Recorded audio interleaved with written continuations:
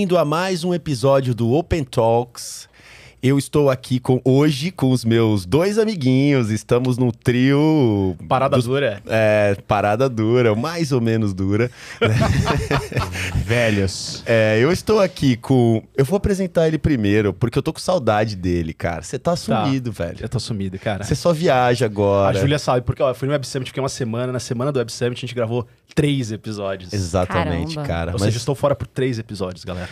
Tiago Caserta. E aí? Bem-vindo de novo, velho. Obrigado. Saudades, Feliz tá? de estar aqui. Saudades de todos. E claro, o meu carequinha favorito do episódio, além de mim mesmo, Gui Barreiro, cara. Bem-vindo de novo, Gui. Estamos aí, não fui no Web Summit, então trabalhei. Exatamente. Trabalhei firme e forte, trabalhei É isso bastante aí. nesse tempo. Muito bom. Muito bom, cara. E hoje a gente tem uma pessoa extremamente especial aqui. Ela nasceu no RJ, no Rio de Janeiro, mas há 5 anos ela mora em São Paulo. Biscoito. Exatamente. Vocês vão perceber aqui qual que é o sotaque dela. Ela fez economia na PUC do Rio. Aí tem coisas muito legais que eu gostei aqui, Gui. Isso diz muito a respeito. Ela corre, ela pedala, É das nossas. ela muscula, ela é esportista no geral, Muscula. é viciada nisso. Cara, isso é um jargão É o que tem jargão? nas academias. Eu fui muscular, entendeu? Eu já ouvi você falar, ela maromba, mas ela muscula. Esse é novo. Cara, a galera do triatlo, quando você nadou, pedalou, a gente musculei. Então é isso. Sensacional. Ela muscula Aprendi uma também. coisa nova. Já viu o tamanho do braço dela, que ela muscula assim. Ela criou, cara, uma newsletter extremamente especial que a gente vai falar aqui. Como ela fez isso e como isso impacta. Chama Latam Tech Weekly Newsletter. Ela vai explicar como é que a gente faz para ter acesso a essa newsletter. É a única autora da América Latina a publicar no site global da Nasdaq. Uau, velho. Esse é pesado. Isso é legal. E ela é colunista do Ion e da Inteligência Financeira. Ela começou a trabalhar na Icatu, em Private Equity, passou pela Gavi Investimentos, passou pela Stone, né? Legal. Uma unicórnio aí. E hoje ela tá, nos últimos 5 anos, no Itaú BBA, responsável pela cobertura global de fundos de VC e de growth. Ela vai explicar tudo isso e muito mais, mas eu queria te dar as boas-vindas. Júlia De Luca. Obrigado, querida, por você aceitar o convite. Boa. Não, primeiro, obrigada pelo convite. Tô feliz em estar aqui. Se o papo for parecido com o papo que a gente teve antes, eu tenho certeza que vai ser muito bacana. E obrigado pelo convite. Obrigado Valeu. demais. Obrigado demais. Valeu. A gente queria começar aqui falando do básico, né? Tu é carioca. E aí, como é que você... De onde vem essa ideia de economia, de parar no mercado financeiro? O que bateu no teu coração, na tua vida ali? Enfim, conta um pouco sobre isso. Legal. Primeiro, sou carioca, moro em São Paulo, sigo com o DDD 21, isso eu jamais vou Caramba, mudar, tá? Então, Eu nem percebi. É 21? é 21, que é a gente- 21. E 21 mesmo. a economia e talvez mercado financeiro começou na minha vida muito pela razão que eu não queria fazer o que o meu pai fazia e minha família por parte de pai fazia. Então, minha família por parte de pai era toda dentista. Então, meus irmãos, meus avós, meu bisavô e tudo isso. A minha mãe, ela era arquiteta. E, não sei, acho que a profissão para ela não era uma coisa tão importante como é para mim, eu diria. Eu escolhi economia porque quando eu era mais nova, a minha tia tinha uma empresa. E eu via que ela era super bem de vida, se dava Bem super bem, sucedida. a família tava ótima e tal. Eu falei, gente, o que eu vou fazer que talvez o meu caminho, isso muito nova, talvez o meu caminho possa ser uma empresa ou uma coisa diferente. Porque eu sabia que a advogada ia me prender muito ao Brasil. E eu sempre fui uma pessoa muito global, assim, já morei fora. Minha família inteira mora fora, inclusive. Que legal. Você morou onde, Ju? Eu morei em Madrid. Que legal. A minha irmã mora na Suíça. Essa tia que eu comentei mora em Portugal. Uma prima mora em Nova York. Não tá ruim não, né, Ju? Não. É maravilhoso. Ninguém mora em mal, né? Mumbai, Você, né? Não, você eu moro que em- mora em São Paulo, Exato. né? É triste. Exato. Enfim. E aí, então, assim, eu acho que o caminho do direito não fazia sentido. Na época, eu acho que não existe mais hoje, mas na época a administração era visto como um curso fraco. Aí eu falei, vou fazer economia. Engenharia eu achava que não era pra mim, porque tinha muita coisa de ciência e tal, que eu nunca gostei. Mas eu sempre fui muito boa em matemática e história. Falei, vou fazer economia. Comecei e aí eu acho que eu me apaixonei, assim. Eu sempre gostei, talvez o link pro Gavi Investimentos foi muito macro. Então eu tive aula com o Pedro Malan, o Armínio, inclusive, deu algumas aulas. Então, quando eu fui chamada do Icatu pro Gávea, pra mim era assim, no-brainer. Aquele termo, eu ia falar, no-brainer, do tipo, eu tenho que ir, né? Assim, os caras que pensam... Enfim. Então, eu acho que eu meio que caí no mercado financeiro por essas razões. E acho que a sua próxima pergunta seria por que tecnologia agora, né? Porque isso que é importante, porque você caiu lá no mercado financeiro, Gavi Investimentos, e aí, de repente, você percebe que, na verdade, é o nosso background aqui de nós três, que nós somos de tech, né? E a gente procura entender o mercado financeiro. Acho que todo mundo, né, tenta, né, na medida em que começa a investir ou começa a se preocupar com o patrimônio, enfim. Mas você fez o contrário, cara. Você dominava o mercado financeiro, estava muito forte ali, envolvida no tema, e você busca tech. Essa é a pergunta. A pergunta que eu ia fazer que você... Foi sem querer e por acaso. Na verdade, depois de 5 anos de Gávea, eu tinha um sonho de fazer MBA. Aí, eu já tinha feito tudo. Aí, a minha mãe foi diagnosticada com câncer. Poxa vida. De cérebro. E ela morreu exatamente 2 anos depois. Então, foi a melhor coisa que eu fiz, foi não ter ido. Que pesado. Faz tempo isso? Sinto muito. Faz. Ela morreu em 20. 2020. E isso foi em final de 17, início de 18. Quando já tava, começando as coisas. Que baque. E aí, eu falei, cara, não faz sentido algum... Eu vi aquela decisão e falei, cara, não faz sentido algum. Qual era na minha cabeça, né? Eu gastar todo o dinheiro que eu ganhei no Gávea pra ficar 2 anos estudando e gastar esse dinheiro necessariamente. E fora do Brasil, você ia se aplicar pra fora. Fora do Brasil, com certeza. Longe da minha família. Assim, não fazia sentido na minha cabeça. Eu pensei, vou deixar pra depois, eu penso o que eu faço. E aí, voltei lá pro Armínio e no Gávea. Falei, cara, o que eu vou fazer? Não sei, não quero pro mercado financeiro tradicional de novo. Eu tava querendo ver uma coisa diferente. E aí ele colocou uma coisa muito simples. Ele falou, Júlia, você não estava disposta a ficar 2 anos e não ganhar dinheiro por 2 anos? Então, tira um pouco da equação o compensation e pensa numa coisa completamente diferente, que pode ser um MBA, só que trabalhando. E ele me indicou pra Stone. Então, foi por isso que eu acabei na Stone. E lá, Só um parênteses aí, Júlia. Desculpa te interromper, mas acho que isso é uma coisa muito importante. Tem muitos líderes, sejam empreendedores, sejam executivos que estão nos ouvindo. E eu acho que você entender qual é o melhor caminho para as pessoas do teu time, mesmo que sejam não trabalhar mais na tua empresa, na tua organização... Uma baita visão do Armínio aí nessa. É um processo de maturidade emocional. Com certeza. Né? Não, isso com certeza. Eu acho que a gente precisa ter isso, né? Cara, tem hora que não dá mais. Se a gente não consegue mais oferecer...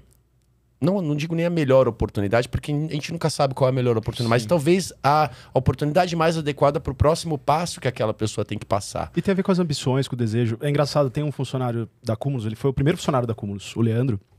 Ele vai lembrar bem dessa história. O Leandro entrou na Cumulus no começo da empresa... porque ele me via como uma referência, porque eu tinha trabalhado 7 anos na Microsoft, etc. E o sonho dele era trabalhar na Microsoft. Deu 4 anos de Cumulus, onde ele está hoje? Está na Microsoft há 4 anos. Então, assim, a gente tem que entender isso, né? E mais do que até proporcionar essa possibilidade, é realmente empurrar muitas vezes. Facilitar. Porque eu aposto que o Armínio talvez até tenha dado um empurrãozinho ali pra... Não, total. Ela tem uma indicação do Armínio, entendeu? Eu acho que exatamente foi... E aí foi a sorte que eu... Enfim, eu não sei se na vida eu tenho pensado muito sobre isso. Se é sorte ou se o excesso de trabalho te leva à sorte, né? O excesso de comprometimento. Mas aí não é outra discussão. Mas aí eu tive a sorte da minha primeira conversa já ser com o Eduardo Ponte, que é o co-founder, né? Junto com o André, que é o cara de tech. Da Stone. Da Stone. E foi uma conversa com ele que durou 4 horas. E na primeira 1 hora eu não sabia que ele era o dono da empresa. Então você imagina. Eu acho que isso às vezes é bom. Não, eu bom. falei tudo de mim, sabe? Foi um papo super aberto. Que legal. Que eu falei tudo de mim. Aí depois que ele falou, mas o que você faz aqui? Tipo, aí ele, sim. Tipo, Sim. Mando na porra toda. Aí eu assim, Sei, o que você quer saber? Tipo, eu tô vendo que esse rolê vai ser diferente. Aí, putz, ele me contratou no ato. Ele falou, então, quando você começa? Que legal. Foi muito... Mas assim, foi uma conversa de 4 horas. Foi muito legal. O que te atraiu quando ele falou com você, assim, nessa conversa de 4 horas com um founder que você não sabia que era founder? Você que estava nesse momento de inflexão, né? Poxa, vou parar 2 anos, não vou. Mas assim, a indicação te colocou na conversa, mas você decidiu seguir, né? Sim, eu decidi. E na época, eu me lembro que eu tinha uma boa oferta por uma, vou chamar de uma grande gestora aqui de São Paulo. Com talvez um competition muito bom. Eu tinha os 2. E aí, só que eu tinha essa oferta e tava ali na frente dele. O que me moveu para topar na hora? Eu acho que foi uma mistura de coisas. Primeiro, vindo do mercado financeiro tradicional, quando você vai... E tradicional mesmo, né? O Gávea... E eu nunca tinha morado em São Paulo, eu não sabia como é que era banco aqui. Então, tinha muito mais essa cabeça de asset. Quando você chega numa empresa e vê um bando de gente super mais nova, tomando decisão, fazendo coisas legais, etc. Eu andei antes de fazer a conversa com ele. Eu já fiquei Que era a assim, Stone, né? Eu já fiquei assim, cara, isso aqui pode ser muito legal. O segundo componente é ele, né? Eu acho que... O líder ele faz a diferença. Pouco. Acho que o André faz mais o papel da mídia e ele é o oposto, né? Ninguém fala, ninguém conhece, ninguém tem foto. Ele é muito pouco, ele parece muito Ele menos, parece muito pouco. Mas ele é, de fato, e olha que eu já conversei, modéstia à parte, com muita gente muito inteligente. Mas ele é, de fato, top 3, assim. Ele é muito bom, assim. Ele é muito técnico. Ele é tão bom, tão inteligente, que às vezes você não acompanha o pensamento. Então, ele fala com você meio que com analogias, em vez de te perguntar o negócio da forma direta. Sim. Aquilo me cativou muito. Assim, cara, eu preciso trabalhar perto dessa pessoa. Eu vou aprender com ele, né? Exatamente. Sim, se tudo der errado, eu vou ter trabalhado com o dono de uma empresa que é um gênio e que eu espero que ele goste de mim, que by the way, vai durar o relacionamento, que dura até hoje, falo com ele até hoje. Então, Legal. assim, é um negócio que... Aí foi isso. E a terceira coisa... Não sei, acho que foi bem história de livro. Agora, quando eu tô mais velha, olhando pra trás, assim, eles devem fazer isso pra meio que cativar as pessoas e tal. Mas aquilo foi tão... Mas foi mútuo, né? Sim, aí... Mas, vem pra cá. Assim, quanto é que você quer ganhar? Gente, eu fui tão burra que eu peguei uma... Nunca vou me esquecer. Peguei uma folha, uma caneta, já morava sozinha há muito tempo. Coloquei quanto que era o meu aluguel, quanto que eu gastava. Isso aqui. Nossa senhora. Ele falou assim, sério? Ele olhou, falou, fechado. Tipo assim, nem titubeou. Aí eu falei, cara, Aí, você é aquela muito burro. lágrima cai, nessa né? Eu hora, falo assim, nossa, podia ter colocado aluguel vezes 2. Exato. Mas você já morava em São Paulo nessa época? Não. Então, mas o aluguel era de São Paulo, né? Não, era do Rio. Ela morava no Rio. Você ia morar em São Paulo. Não. Ela ficava no Rio. Ah, você Então, ficava no porque Rio. lá, a Estônia, ela era separada lá no início. A galera de tecnologia, que trabalhava com o Edu, ficava no Rio. Ah, tá. E a galera mais de finanças ficava em São Paulo. Back-office e tal. Mas segundo a reflexão, né? O quanto que o líder também, ele é um vendedor da empresa. Total. Importantíssimo no processo de Empreendedores- atrair talento, né, cara? E posso só fazer um Empreendedores parênteses e aqui? fundadores são todos vendedores. Eu tenho uma métrica de mensurar o quão bom é uma reunião pelo tempo gasto na reunião. Então, geralmente a reunião a gente marca, sei lá, com um cliente, por exemplo, meia hora, 40 minutos, 1 hora. Se a reunião dura 2 horas, a chance daquele cliente fechar negócio é muito maior. Porque aquela reunião foi boa. Geralmente, quando se estende uma reunião, eu tenho certeza que a reunião, sei lá, tinha marcado 1 hora, durou 4 horas. Não, foi 7 horas da noite no centro, gente. Eu saí do centro, tipo, 10h30, 11 horas da noite, sozinha, pegar um táxi. Tipo, Você consegue medir por aí como foi boa. Uma pessoa que, por exemplo, não é interessante, ou o papo não tá fluindo, naturalmente ela fala assim, puta, vou acabar logo essa Mas reunião. acho que esse lance é cultural também, né? não, Nós, latinos, é. temos muito mais tempo. Difícil você passar... Mesmo que o cara seja gênio, um americano, de total, repente, vai é cortar, muito diferente. cultura.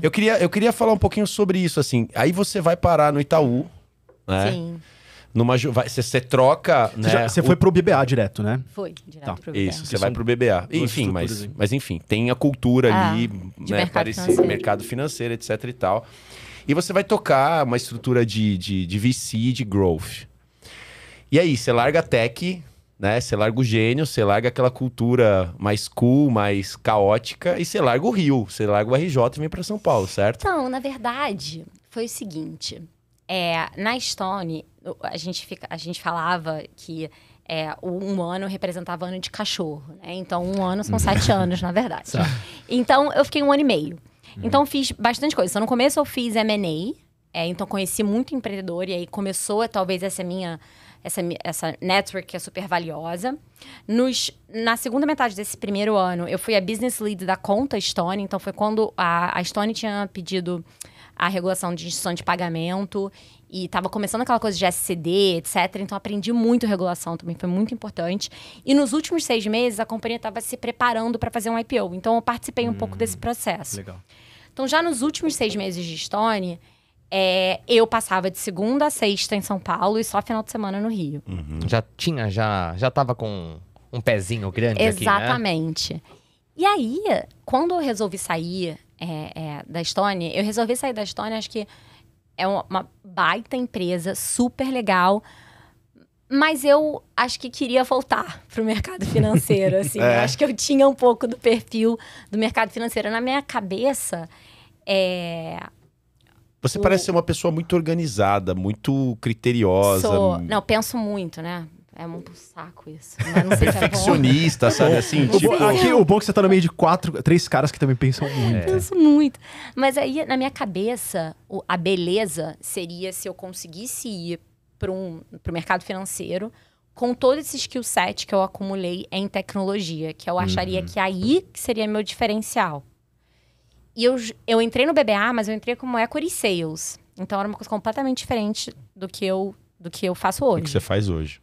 O que faz uma pessoa de equity sales? Você oferece participação em empresas para fundos? Não, pra na verdade é o seguinte, o equity sales, ele tem como cliente as principais gestoras do país de ação, então Dynamo, Atmos, etc. E também, se você é um equity sales baseado nos Estados Unidos, o Capital da vida, Fidelity, etc.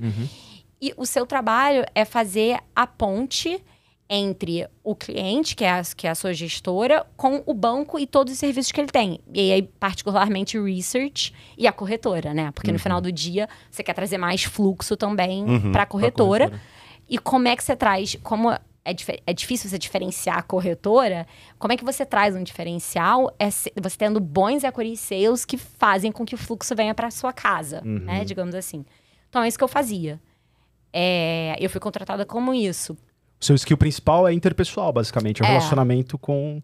E também entender bastante de mercado, né? Claro, porque acho que o grande valor é você falar, olha, essa ação tá muito barata, essa aqui tá muito cara. Acho que eu escutei que tem... Entender dos negócios também, Exato. né? Pra poder fazer a análise adequada de... E aí, mas eu sempre falei que eu gostava do assunto de tecnologia desde o início. E quando eu entrei, eu vi que tinha muito espaço para fazer coisas diferentes. Meu chefe, na época, dava abertura e liberdade. E que tinha espaço para fazer coisas diferentes.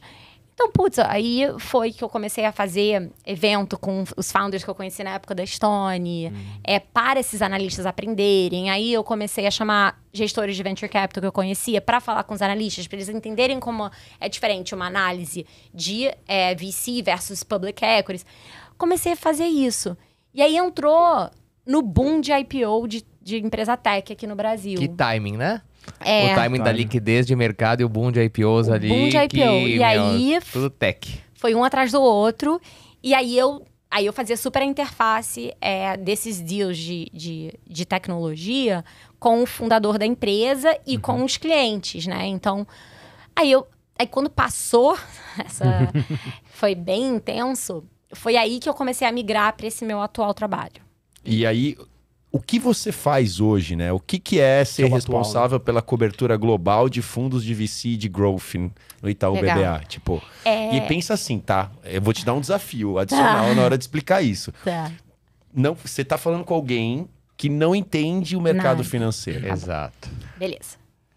Porque nós do mundo tech, aí eu incluo nós 3 aqui, e normalmente as pessoas do mercado financeiro usamos muitos jargões do mercado, achando que todo mundo entende o que a gente tá falando, cara. E isso é muito exclusivo, né? A gente exclui as pessoas. A gente tá no top 0,5% talvez do mundo. Exatamente. E eu tenho certeza que você, Julia, como tantas pessoas que se preocupam com o mundo e com o nosso país, a gente tem um processo de cada vez mais Total. democratizar o acesso das pessoas, não só o conhecimento, mas as ferramentas e as oportunidades que esse mercado traz, né? Não, eu tenho só um adendo, eu tenho esse exemplo dentro de casa, assim, porque meu pai, que eu falei, minha família de dentista, ele fica falando que eu falo em código. Ele fala, minha filha não tá aprendendo nada que você tá falando, mas tá lindo, você tá falando super bem. Quanto menos eu entendo, mais tipo eu a minha admiro. mãe, né? A minha mãe, eu trabalho em tecnologia desde 16 anos. Pra ela, eu mexo com o computador, né? Tipo assim, alguém pergunta, o que seu filho faz? Ele mexe com o computador. E Ju, é sua oportunidade hoje pra publicamente fazer a sua família entender o que você É faz. isso, Entendeu? é isso. Vamos lá. É isso, então vamos lá. Eu vou tentar e vocês vão também dando Fechado. uns toques. Então, atualmente, eu sento dentro da estrutura do banco de investimento do Itaú BBA. E o que um banco de investimento faz? IPO, que, enfim, é uma empresa indo do privado para o público, Uma empresa que né? tem donos, né, definidos para Exato. abrir ações para o mercado Pro financeiro. mercado. Qualquer pessoa poder participar daquele negócio, né? Fusão e aquisição. E o que a gente chama de rodadas privadas, né? Então, empresas de tecnologia levantando 50 milhões de dólares, 60 milhões de dólares, eles provavelmente... Via equity debt ou... Via equity. Via equity. Via equity. Vamos só explicar aqui. Normalmente, quando a empresa, especialmente as de tecnologia, isso é muito comum, elas estão crescendo, elas precisam de dinheiro Isso. para investir no próprio negócio. Isso. Existem várias maneiras delas conseguirem esse dinheiro, né? Uma delas é o IPO, é quando elas abrem para o mercado, mas normalmente, antes delas fazerem o IPO, elas passam por processos de captação de dinheiro para poder investir no negócio e continuar crescendo. A gente falou, por exemplo, da Stone. A Stone chegou no processo, mas antes disso... Ela captou dinheiro foi com outros captando. investidores. Exatamente. E o banco faz isso, certo? Exato. O banco, na verdade, ele assessora a empresa. Então, faz esse processo, conduz esse processo de ver quem são os investidores globalmente que estão interessados na empresa. Porque tem os contatos também dos Exato. investidores, né? Então, a gente faz meio que essa ponte e essa assessoria. Então, Qualquer tamanho, Ju, de empresa? Olha, assim, precisa ter um certo tamanho para fazer sentido contratar o banco, dado o quanto que a custo. gente cobra para isso. Né? Geralmente Acho a que cobrança é o quê? Um percentual da um rodada? percentual e sucesso. Então vamos lá. A empresa A, ela precisa levantar 100 milhões de dólares, por exemplo. Vamos pegar Isso. aqui. Beleza?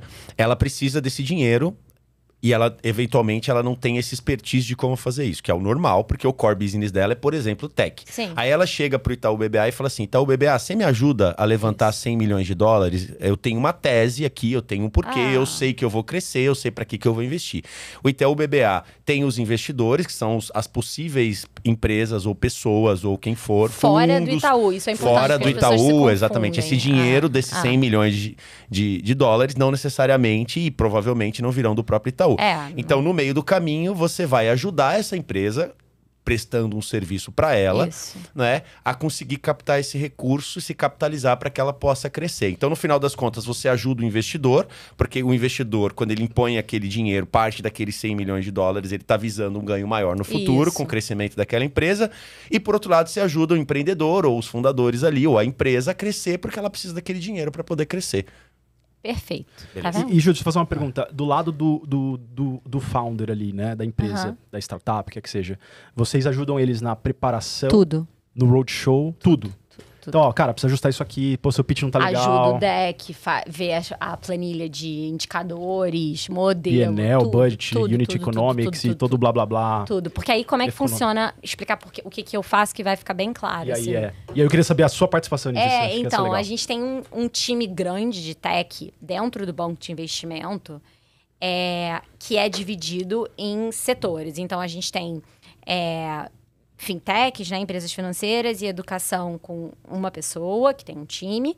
E a gente tem tudo que a gente chama de e-commerce, enterprise software, software as a service com um outro time.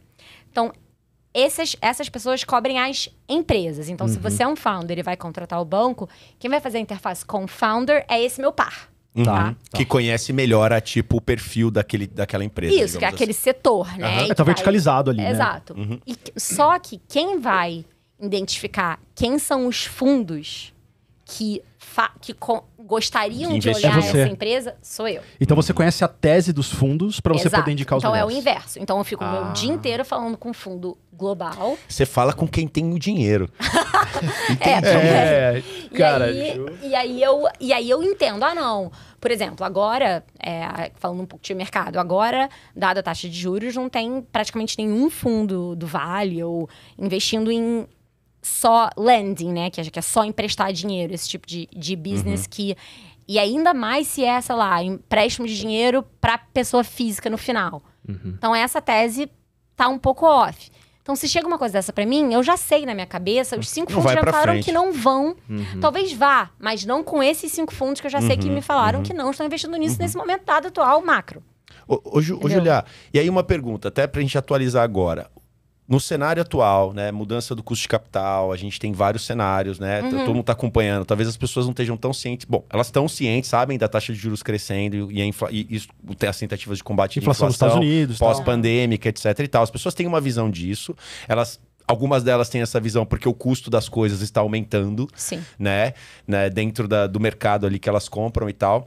Mas na prática, né, existe uma mudança de para onde o dinheiro está indo. Existe uma mudança de apetite e direcionamento disso. Para onde hoje os investidores do mundo tech, daqueles que pelo menos fazem parte do teu portfólio de carteira, onde eles estão investindo? Tá. E onde você acredita que isso vai durar nos próximos, sei lá, 2 anos aí? Nossa, eu acho que essa pergunta é muito complexa. Não dá pra te responder. É de $1 milhão, Não, né? não, mas assim... Ou talvez mais. Eu acho que tem uma palavra que ela inevitavelmente... A gente achou que não ia falar, mas tem que falar. IA. E depende, né? E depende. Depende. Não, eu acho que tem algumas... Antes da gente chegar em o que esses caras estão olhando, eu sempre gosto de dar alguns passos atrás e explicar o que aconteceu e o que está acontecendo do ponto de vista global. Então, como você explicou, a gente tem um aumento na taxa de juros importante, um aumento na inflação, tanto nos Estados Unidos quanto aqui. O que acontece Europa quando... também. O que acontece quando aumenta a inflação e a taxa de juros? O custo de oportunidade em investir em coisas que têm um risco maior fica mais alto. Porque eu posso deixar meu dinheiro rendendo sem risco.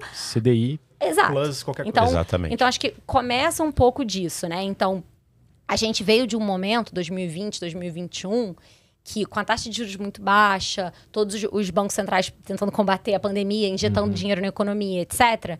Isso fez com que esses fundos de tecnologia, e ainda mais, né? Pandemia, tudo que é digital fica mais atraente, perde-se o medo, ainda mais no Brasil, de fazer altas compras com ticket alto online, enfim, tudo como combinação de fatores.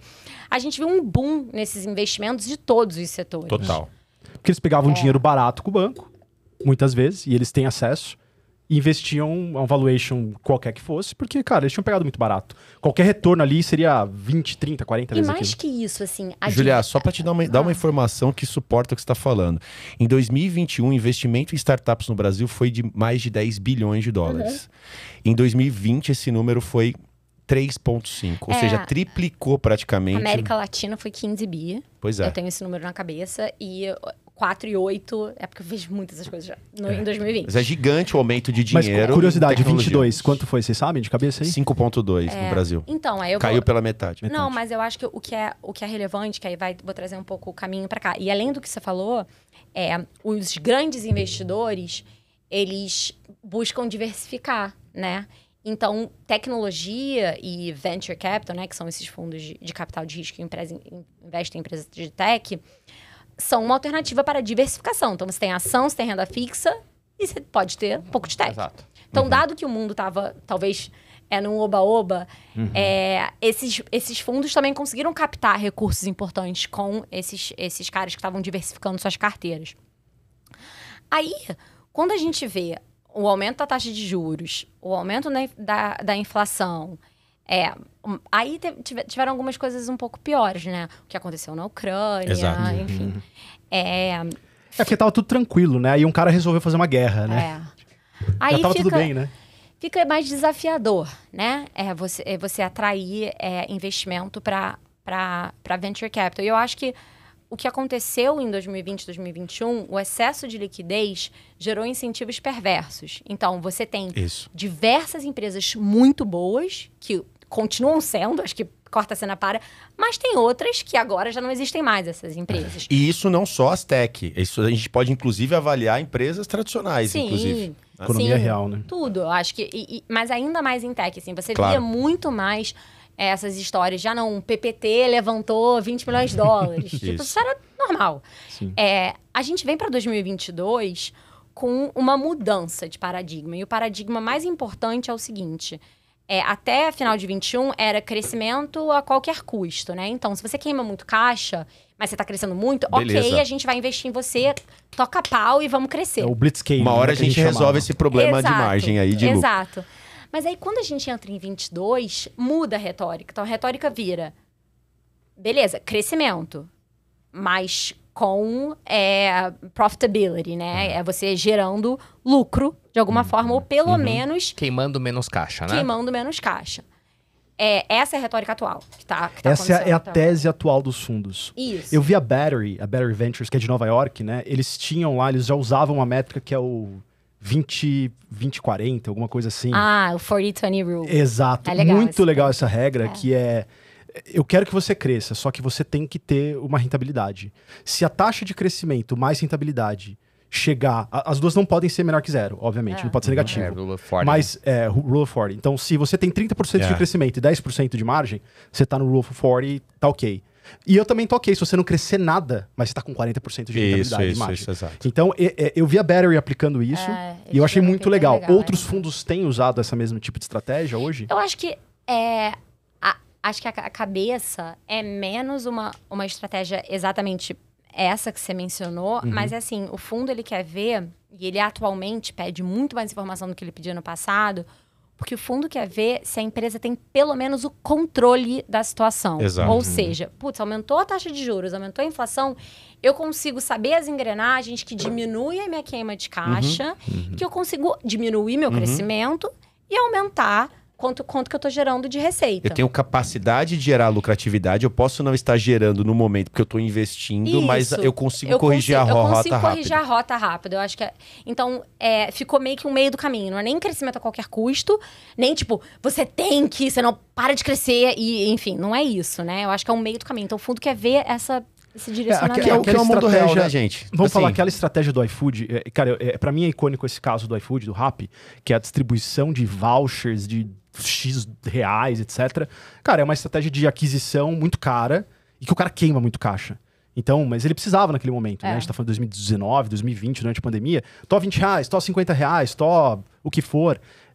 Hoje ele já não faz mais. Hoje você recebe algum cupom? Eu pelo menos não recebo. É isso aí, verdade. Julia, Mas voltando para os setores que eu não respondi essa pergunta. verdade, eu fui lá atrás, verdade. Então, o que eu acho? Eu acho que boas empresas ainda estão captando bons recursos, mas o pêndulo do poder se voltou mais para o investidor e menos para a startup. Lá em 2020, 2021, o poder estava mais na mão da startup. Então, virou isso. equilibrou melhor. Isso. Mas agora um pouco mais para o investidor. Tá. E aí, falando de setor, todos os setores seguem captando em escalas menores. Como você disse, quando a gente compara com o histórico, ainda está em linha com o que aconteceu no passado. Total. Não, na verdade, se a gente pega o Pré-pandemia, né? 5.2 de 22, ele é maior e um Isso. crescimento expressivo com o que teve em 20. Então, a gente teve um calombo em 21, Exato. mas a gente segue crescendo. Isso é importante. Esse é o ponto. E aí, quais são os setores que atraem mais recursos nesse momento, por causa de conjuntura macro e tal, tudo que eu expliquei, não vamos estender? Inteligência artificial, porque tá na crista da onda. E o que a gente chama de B2B software, que são os softwares que são feitos por empresas para empresas, e não para o consumidor SaaS B2B? ou SaaS, ou até um Dá Enterprise uns dois software. exemplos aí pra nós, se você puder. Eu vou dar, então, um exemplo brasileiro, por exemplo. O que é um SaaS? Por exemplo, de B2B. A OMIE, Do Marcelo. do Marcelo Lombardi. Lombardi. Aquilo é um caso RP de- para pequenas empresas, né? Exato. O meu é uma- Exato. Um outro, Pipefy, do Alessio. Também é isso é o que atrai um pouco mais de recursos. E tem uma escala muito grande. E tem uma propriedade intelectual que gera um valor intrínseco, muitas vezes intangível ali também, né? Legal. E escalável, né? Todos eles escalam. Cara, é só você olhar pra fora, né? Databricks, Snowflake, Fivetran, cara, essas empresas, elas são gigantes, unicórnios. Mas eu acho que eu gosto dos dois exemplos aqui. Eu concordo com você, Thiago, mas esses dois exemplos, cara, são exemplos que endereçam problemas, Sim. em teoria, mais...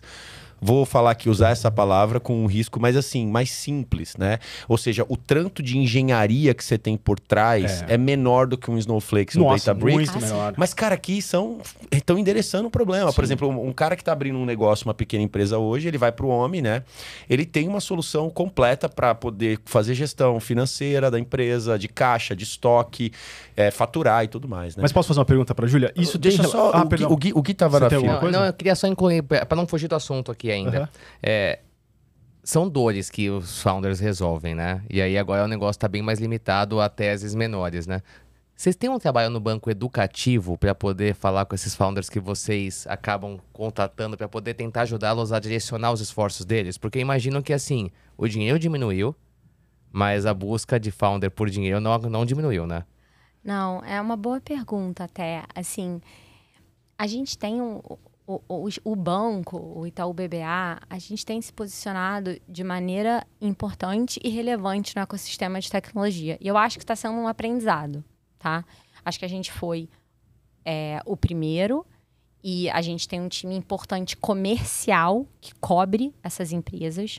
Então, que faz muito treinamento, uma turma que sabe falar com cara de tech, diferente do skill set de um comercial que cobre uma empresa tradicional. Então, existe isso. E do lado do banco de investimento, enfim, o meu chefe direto já faz isso há anos e anos e anos. Trabalhou na Goldman Sachs, etc.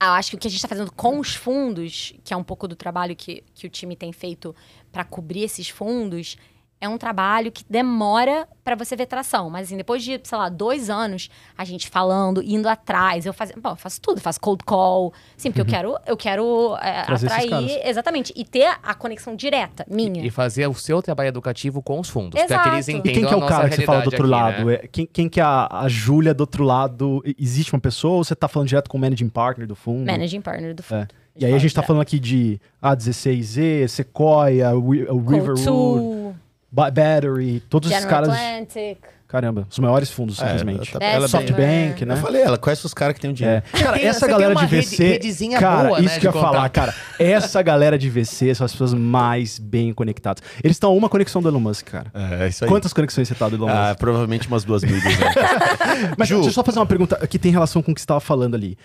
Você acredita, olhando até... Porque você tem olhado teses dos fundos, esses fundos, a maioria deles são globais, então eles investem não só em empresas brasileiras, mas em empresas americanas. Estamos falando da OMIE, mas, por exemplo, nos Estados Unidos existe há muito tempo o QuickBooks. Existe uma porrada de outras ferramentas. O que eu quero dizer? Existe essa visão do copycat e o fundo falar, cara, se eu tive sucesso aqui com o QuickBooks, faz sentido o que a OMIE está fazendo e eu tenho aqui o tracking record de ter feito a QuickBooks ser a empresa que ela é hoje. Existia. Então, o que eu acho? E aí é pontos para nós, né? Eu acho que a gente já evoluiu muito do ponto de vista de tecnologia e do ponto de vista até dos investidores locais, da maturidade dos fundadores, porque como é que... Engraçado que eu estava lendo um paper essa semana. São ondas, né? Então, agora a gente já está entrando na 5ª onda na América Latina, segundo esse paper. Mas, basicamente, a gente já vê pessoas que trabalharam para empresas importantes de tecnologia saindo e fazendo suas próprias empresas. Então, a gente já tem meio que uma derivada, um aprendizado, etc. E coisas novas. Exato, Não uma com cópia ideias do que novas. ele fez antes, né? O que o fundo olha, ele... Primeiro, eu acho que o que é importante para um fundo global, como você mencionou, Battery, Bessemer, GV, TCV, esses caras têm bilhões e bilhões sob gestão, né? E eles alocam globalmente. Quando eles olham para a América Latina, aquilo é um percentual de tudo que ele tem sob gestão. Atualmente, tem sido um percentual mais importante. Por quê? Isso é uma coisa recente. Porque a China ficou muito mais complicada por causa do regulador. A Índia... Teve muito investimento de tech na Índia, mas eles viram o quão é difícil você ter sucesso no mercado indiano. Naturalmente, a Rússia e tal, não tem o que falar. Então, a América Latina, a gente fica brincando que É o last one. é a menina Não é- menos feia da festa. Sei. Mas É esse, bem isso esse mesmo. é um ponto bem legal, né? Tem muitas coisas que estão acontecendo no nosso país que não são méritos nossos, mas mais deméritos dos nossos coleguinhas da E classe. aí atrai recurso. Mas Claro. aí, indo pra sua pergunta, eu acho que a gente já passou a onda do fundo querer olhar aqui um exemplo de algo que deu certo nos Estados Unidos, porque eles já estão vendo que a América Latina tem muita cultura e tem muito comportamento completamente distinto. Fato. Então, talvez o que deu muito certo nos Estados Unidos não vai dar certo aqui. E o fundo tá mandando sócio pra cá todo mês, tá? Às vezes estão abrindo escritório local. Então, eu acho que eles já começam a buscar, não, peraí. Aí, por exemplo, um exemplo básico. O Banco Central do Brasil é super pró-competição, né? Total. Completamente diferente dos Estados Unidos. Então, assim, vamos Mais ver quais são as teses, exato. Então, acho que mudou um pouco, mas isso é normal com a evolução de tecnologia, que Perfeito. é ótimo pra nós. Legal. Ótimo, Muito legal. Julia, assim, eu queria falar um pouco sobre essa tua carreira de produção de conteúdo, que eu acho que é muito legal. Assim, acho que todo mundo hoje já sabe a importância que tem produção de conteúdo e, de certa forma, todo mundo tem medo, né? Ou receio, porque toma tempo, cara. Assim, você tem uma jornada de trabalho puxada, né? Sim. No banco e tudo mais. Você tem que correr e treinar. Não tem mais home office. Não tem mais home office, pois é. Esse é um outro ponto. Mas, cara, você é super bem... Ativa.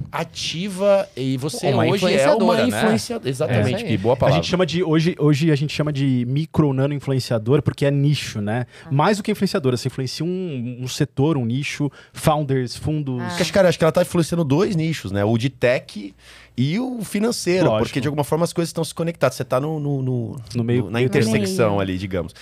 Mas, pô, eu queria que você falasse sobre a Latam Tech Weekly Newsletter. Tá. Como é que você arruma tempo pra fazer isso? Tipo... E da onde surgiu isso também, né? Como é que você começa com isso? Tipo, quem que te falou? Como é que você vai? Porque, de alguma forma, imagino que você faz isso nos horários que você teria tempo pra fazer. Como é que isso conecta com você? Por que você olha e fala assim, puta, eu vou ser feliz fazendo isso, e sendo feliz fazendo isso, como você já disse que você tá bombando nas paradas de sucesso dos newsletters. Eu sou muito feliz fazendo Quando eu toquei isso. nesse assunto, seu olhinho brilhou, seus dois olhinhos brilharam aqui. Eu adoro. assim. Quem tá vendo no YouTube vai ver que a semblante dela mudou. Eu acho a produção de conteúdo muito poderosa, assim. E talvez para começar, é muito difícil, mas eu incentivo todos a fazerem. No começo vai ser difícil, vai ser ruim, não vai ser muita qualidade, talvez não tenha tanta audiência, mas o negócio entra nos trilhos. Claro, se isso for uma coisa para você. Lógico. Né? Como é que começou para mim e quando que eu vi que era... Quando eu me instalei, falei, cara, é realmente uma coisa poderosa. Primeiro, acho que uma característica de uma produtora de conteúdo que tem que ter para você ter muito recall e a pessoa te ver como influenciadora, cara, você tem que ser consistente. Toda semana, assim. E se você...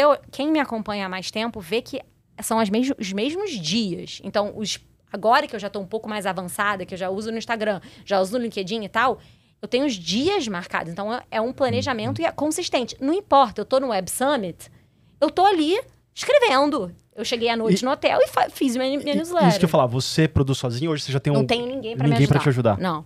Então, assim, dado isso, pra você ver o tamanho do problema, Claro. eu acho que tem que ter muita consistência e disciplina. Porque ninguém gosta de ficar domingo. Quem fala que gosta? Ficar domingo à tarde por 4 horas escrevendo um negócio. Eu fico todo domingo. Então, assim, faça chuva, faça sol, faça férias, eu não... Enfim, assim... Então, acho que isso é o primeiro ponto. Então, como que isso surgiu? Eu estava correndo. E pensando em ideias e coisas. E já no banco, fazendo a transição entre a Equity Sales e o meu novo trabalho, que eu ainda não sabia exatamente o que ia ser, a cobertura de fundos. Você já Foi uma estava no coisa que BBA, veio né? No Itaú depois. BBA. Já, isso no BBA. Mas eu estava entre áreas, assim. Eu estava entre a corretora e o banco de investimento. Comecei a pensar, cara, o que eu posso fazer? E eu sempre gostei dos fundos de venture capital, né? O que o fundo de venture capital gringo precisa no Brasil, na América Latina? Eu recebia muita ligação de amigo meu, porque eu conheço essa turma há um tempo, o cara que estudou fora, etc., que é gringo, perguntando sobre materiais em inglês que ele pudesse consumir. Porque sai uma lei do Bacen, hoje em dia você, beleza, joga no ChatGPT e traduz. Mas assim, qual é a interpretação disso? Qual o impacto disso real? Exato. Aí eu peguei essa ideia. Aí, ao mesmo tempo, do outro lado, eu via... esses caras, eles não ficam 100% do tempo lendo sobre a América Latina. Fato. Afinal, isso é 3% Do investimento do dele. investimento total do cara. Então, assim, na verdade, a ótica foi inversa. Assim, o que o fundo que tá olhando a América Latina gostaria de ler? E que, by the way, a Júlia gosta de escrever também e se organizar. Falei, cara, eles precisam de pílulas. Eles precisam de o que aconteceu de uma forma sucinta. E quando for uma coisa deep dive, né? Uma coisa muito mais importante, eu vou escrever mais sobre. E aí eu tive essa ideia. Cheguei em casa, no final de semana. Escrevi do meu e-mail pessoal, do meu iCloud. Coloquei 30 pessoas em cópia oculta que eu acharia que gostariam daquele conteúdo. Já do seu networking ali. Do meu. Tipo, o próprio Edu, da Stone, o meu chefe atual, os meus amigos empreendedores, putz, o Rodrigo Salvador da Passeio Direto, que fez um bom exit, estou comigo na escola. Tipo, essas pessoas assim, o Rio do Nubank. Coloquei todo mundo ali. Falei, vamos lá. E soltei. No formato que você vê ela hoje, que é segunda, terça, quarta, quinta, sexta, e o que eu tô lendo, só que do meu e-mail pessoal. Cara, o negócio é uma bola de neve. Um passou pro outro, que passou pro outro, e eu pedia pra pessoa me mandar o e-mail pra se inscrever. Claro. Então eu cheguei a mandar pra 1000 pessoas do meu e-mail pessoal. Caramba. Em quanto tempo escalou tão rápido assim, Júlia? Pra 1000, uns 6 meses. E Muito quando que você rápido. começou? Eu comecei há 1 ano e 7 meses atrás. Caramba. Que legal. Que Não, legal. foi bizarro. Poxa, parabéns. Porque eu acho que o conteúdo... Assim, tem várias newsletters super legais em Sim, português. sim. Em português tem muito. Inglês, obviamente, também. Mas não é focada na América Latina como eu tenho. Agora, enfim, existem algumas, mas focada na América Latina não tem. Então, eu tenho talvez uma vantagem, porque o cara que é americano quer ler em Sim. português. Não, E e é legal que você- você tá criando um funil, querendo ou não, que afeta o seu trabalho direto. Então, é isso que eu ia trazer. Então, o que acontece? Por que o trabalho da newsletter é muito, para mim, muito gratificante? Você falou que meus olhinhos brilharam, etc. Primeiro, necessariamente, porque eu faço e eu não tenho ajuda, vou saber todas as informações que estão rolando em tecnologia na América Latina, porque Você se eu força estou, a ter que exatamente. consumir conteúdo. Então, sou doutrinada a ter que consumir. E eu acho que isso, por si só, é uma baita característica. Segundo, o fundo de VC... Por que o fundo de Venture Capital vai atender a ligação de uma menina que está baseada no Brasil? Putz, ele tem que pelo menos saber que eu sei do que eu tô falando, Sim. que eu sou bem relacionada. Bem informada. Bem informada e que, by the way, posso fazer diversas pontes pra ele aqui quando ele precisar, porque ele tá lá na Califórnia querendo investir numa empresa aqui. Então, a newsletter, ela retroalimenta meu trabalho. E ela cria sua autoridade perante esse cara. Exato. E aí, então, e vou te falar, são quase 7 mil pessoas, das quais 60% são baseadas fora do Brasil. Que legal. E gestores de fundo de VC. E a newsletter já trouxe resultado direto pro seu trabalho? Todo dia. Cara, vamos botar só um parênteses aqui, porque isso que a gente tá fazendo aqui, isso é muito doido. Porque todo mundo que fala, olha lá o Rafa, meu Deus, o cara é vagabundo, tá fazendo podcast, né? Fala Tá mesmo. gerando conteúdo, não Fala fala? mesmo, tá? Eu acho, Não, cara, eu penso isso todo dia. não Aí é? eu lembro que eu também tô. Aí eu reflito. Mas, cara, hoje, na economia que a gente vive, que é uma economia que também a visão da autoridade ela é muito importante, eu acho que toda empresa deveria olhar para esse tipo de abordagem que a Júlia faz. É uma iniciativa dela. Eu tenho certeza que hoje o Itaú BBA apoia você, incentiva, de repente e até... a gente faz agora eu faço alguns conteúdos junto com o time dentro do IB, legal. com o selo do BBA. Mas você que precisou surgiu provar recentemente. que esse era o caminho. Isso é muito legal, porque a gente tem aprendizados, e não é só com a Júlia, eu tenho várias outras pessoas que eu conheço que, por causa dessa criação de autoridade, por causa dessa... Porque, querendo ou não, você criou um funil, você fez um conteúdo topo de funil, que é as suas pílulas, e você vai afunilando até o ponto de alguém fazer um call e falar, você conhece a Júlia? Claro. Não, hoje em dia é muito legal. Eu encontro um founder, a pessoa fala assim, você não me conhece, mas eu te leio. Muito legal. Isso é muito legal, né? Assim, outro dia, só um adendo. Eu fui comprar dólar pra uma viagem, pra um curso que eu fui fazer em Nova York. Tô na caixa, na Faria Lima, ou seja, não tô no BBA, não tô... Tô ali na caixa falando com ela, quero tanto, tal. A mulher do cubículo do lado, ela meio que faz assim, aí ela olha. você é a Júlia do Itaú? Aí eu... Jesus, Que legal, você cara. sequestrada agora. Aí eu falei... Eu e mais 3 mil, né? Tipo, Sou. Cara, foi tão legal. Meu olho ficou cheio d'água. É besteira, mas... Não é. Não é besteira. Cara, ela assim, É muito Júlia, eu te sigo no LinkedIn, eu te admiro tanto. Sei lá o quê. Assim, uma Que legal. caixa na Faria Lima. Eu assim, gente, o Mas cara o tá Ju- funcionando. Júlia, você É já isso aí, pensou que que legal. pra caixa da Faria Lima ela vê uma mulher no mercado tech e financeiro como autoridade? Você acha que isso tem uma representatividade ainda maior? Super. Tem, né? Super. como é que é ser mulher, né, Gui? Nesse mercado. Nesse meio. Os dois mercados. Os dois mercados que você tá ali na ponte, na intersecção deles, o tech e o financeiro, são extremamente machistas, né? Como é que é? Como é que é estar nesse mercado aí? E, de novo, aqui a gente não tá procurando necessariamente ativismo, embora ele seja importante em muitos casos, mas eu acho que é importante você compartilhar. Tem um monte de meninas aí que se inspiram em você, como essa Sim. caixa, como o Gui Sim. trouxe.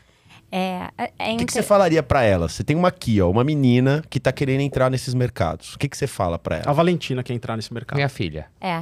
Não, eu acho o seguinte, eu acho que eu fico triste em a gente ainda ter que falar sobre esse tema. É verdade. Muito. Em pleno 2023, mas eu acho que a gente já vai ter que falar por muitos anos. Muito, infelizmente. Enfim, é o que é, né? E o que eu acho? Eu acho que é muito difícil, é muito desafiador, mas está todo mundo prestando mais atenção a isso nesse momento. Então, isso já nos ajuda, minorias, né? E aí eu não tô falando só de sexo, né? De tudo. Uhum. Especialmente, falando do caso de mulheres, ou talvez para Valentina, o que eu falaria é que se você quer durar nesse mundo, perdurar, e você tem que ser corajosa, você tem que ser autoconfiante, porque, por definição, o homem da mesma skill set, ele é mais autoconfiante que a mulher, então você tem que ser autoconfiante. E você tem que se posicionar. Uhum.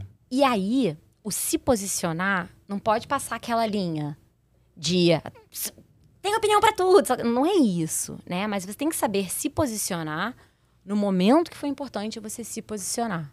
Uhum. E, cara, como é que você chega lá? Assim, e eu falei isso outro dia. Seria mentira se eu vou fazer 34 anos. Seria mentira se eu falasse que eu era assim na época do Gavi, que eu sabia quem eu era. Assim, mentira, óbvio que não, entendeu? Isso é tudo um aprendizado, né? Maturidade. E você tem que usar... Acho que a grande beleza de você ser mulher e usar as suas características a seu favor, eu usava todas as interações, e uso ainda, quando eu tô com uma pessoa muito importante de um fundo, eu falo, gente, alguém vai me descobrir aqui. Sabe essas coisas? Tipo, que você fica insegura.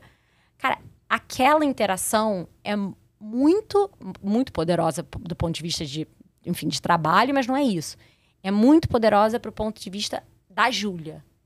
Então, aquilo, qualquer reunião, qualquer interação, ela tá me ajudando a me autoafirmar. Ela tá me ajudando a me mostrar que eu sou digna daquele lugar que eu tô sentada. mereço, né, tá ali. Porque esse é o grande problema. O homem, ele... isso é provado. Existem não tô falando. Ele pesquisas merece, sobre isso. entendeu? Existem Ele já, pesquisas, por é. definição... A mulher tá sempre nesse catch-up, entendeu? O homem, se ele tem uma pesquisa, se ele tem 25, 30% das características de uma vaga, ele se aplica. Se a mulher tem menos do que 80, ela não se aplica. Exato. E acho que essa é uma característica das minorias, né? A gente fala bastante Mas as sobre mulheres isso. não são minorias, né? Eu sei Elas que são não. maiorias minorizadas. Exato, minorização, né? É Ah. uma... Mas Você se eu inspirou em diria alguém, isso. Júlia? Alguma mulher pra você ter essa posição e ter essa autoconfiança, ter esse empoderamento? Eu acho que foi uma mistura. Eu acho que foi uma mistura de mulheres poderosas e boas que eu tive a sorte de trabalhar junto Legal. e ver. Eu acho que também um outro sinal de maturidade é você saber ver, quando você está interagindo com uma outra pessoa, o que de característica tem que você quer absorver e que funciona para você e o que não. Porque, enfim, todos somos... Todo mundo erra e acerta, né? Então, eu acho que, para mim, não teve uma única pessoa, mas teve uma combinação de pessoas que fizeram com que eu falasse, cara, vambora. Dá, Sim, e eu tem que posso, ser né? todo dia, todo dia, entendeu? É aquele exercício diário. Você acorda e fala, vambora. E você acha que a sua rotina com esporte, etc., ajuda nesse sentido muito, também? muito. A gente tinha muita coisa pra falar. A gente tá chegando no final. A gente queria falar de esporte, a gente queria falar muito disso. Mas eu acho que você hoje, Júlia, e acho que na minha visão você tem que pensar nisso. Acho que na visão de nós todos aqui, que talvez você hoje seja uma dessas mulheres para referência para outras tantas mulheres que estão aí no mercado. Muito legal. E de fato, o mundo precisa muito disso, né? De referências de que, ok, é preciso acordar cedo, treinar cedo. Você não falou da sua rotina, mas a gente sabe aí por assistir outros podcasts que você acorda cedo, que você treina cedo, que você tem uma vida extremamente disciplinada, que você cuida do sono, que você corre, se esforça. Domingo você tá fazendo o newsletter, etc e tal. Mas que acima de tudo, não é fácil para todo mundo. Mesmo muitas outras meninas fazendo a mesma coisa que você faz, talvez elas não consigam chegar no mesmo ponto. Então, que você possa continuar nessa jornada, entendeu? Com esses olhinhos brilhando, inspirando as pessoas, irradiando. Nós somos aqui leitores do teu newsletter, né? Nós vamos beber dessa fonte, né? Você explicou um pouco por que é inglês, porque às vezes as pessoas podem criticar, né? Tipo, achar inglês, que é arrogante, né? Que é arrogante, que é Vou exclusivo. falar síndrome do vira-lata, o brasileiro querendo escrever inglês, né? Mas tem certeza um que- porquê, isso é importante. A gente não tocou nisso, mas é importante. A gente queria te agradecer demais. Queria agradecer o convite. Eu queria deixar um recado, na verdade. Deixa. Como você falou, acorda cedo, sei lá o quê. Eu acho que tem um certo, talvez um problema da mídia social é que a turma só vê, na verdade, a parte boa, né? De certa forma. Eles veem o seu palco, não olham o seu backstage. né? Exato. Assim, eu tenho muitas meninas me procuram e tipo assim, mas eu quero ser que nem você. Como que você fez? Eu falo, como que eu fiz? Cara, você não sabe o quanto que eu ralo, assim, sabe? Você não tem ideia. Enquanto você tá, tipo, saindo do trabalho 6 da tarde, você tá todo no começo ainda. Então, eu gosto de passar até para as mais novas, para as gerações mais novas, que as coisas estão vindo um pouco mais fácil. É que, cara, assim, isso é fruto de muito esforço. Eu acredito que eu tô tão no começo que ainda tem tanto pra acontecer e tanto pra eu me doar e, putz, ralar, errar, acertar. Então, eu só queria tirar essa roupagem de que é fácil. Cara, porque não é. Assim, assim, pra você virar uma pessoa relevante e, assim, é um trabalho diário, é uma educação diária. E, de novo, volto à primeira coisa que eu falei aqui. Cara, em tudo na vida, eu acredito muito nisso. O importante é você ser consistente. Com consistência, você chega onde você quiser. Demora. Demora mais pra umas, menos pra outras. Umas são mais bem posicionadas do que as outras. Mas, cara, o que você faz com consistência, religiosamente, vem. Dá O resultado vem de alguma forma. Muito bom. Não adianta você fazer aqueles picos, sabe? Não, vou produzir 10 conteúdos e agora sumiu por um ano. É o hiperfoco Não adianta do TDAH, escovar, né? não adianta escovar o dente 10 vezes num dia só, né? Exato. E como já que estamos falando de consistência, Ju, nós temos uma consistência que é o Gui terminar os episódios falando com aquela câmera. Isso, Gui. Você vai ser Vai lá, conhecido. Gui. Acho que você vai ser contratado por outros podcasts pra você terminar. Só pra fazer a vinheta e o fechamento. Exato. É chique, né? Ju, obrigado demais. Obrigada a Gente, vocês. como sempre, curtam, compartilhem, falem pros amigos. Eu acho que temos uma Júlia aqui que não foi o padrão de outras entrevistas, que é pra poder falar das mesmas coisas de mercado, mas a gente explorou um pouco a pessoa também. Então contem pros outros, aproveitem, sigam a gente e, como sempre, até a próxima. próximo. Obrigada. Valeu, Até a gente. próxima. Valeu, Valeu. pessoal. Tchau, tchau. Muito bom.